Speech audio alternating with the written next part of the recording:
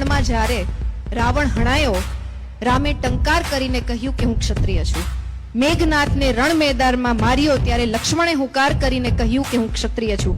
ભરતે ભાઈ માટે રાજપાઠ છોડ્યું, રામને નમીને કહ્યું કે હું ક્ષત્રિય છું. શત્રુઘ્ન કદાચ કશું બોલ્યા નહીં, પણ સેવાથી જેમણે સમજાવ્યું કે હું ક્ષત્રિય છું. અકબરની રાજનીતિ થઈ નકામી, એવા રાણાએ સમજાવી દીધું કે હું ક્ષત્રિય છું.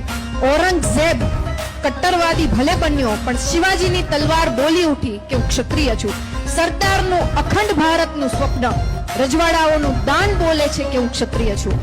દેશ સરહદે વીર સૈનિકો જાગતો રહે અને શત્રુને પડકારતો બોલે કે હું ક્ષત્રિય છું. ભારતભરના પાડિયાઓને પૂછજો તો અંદરથી અવાજ આવશે કે હું ક્ષત્રિય છું.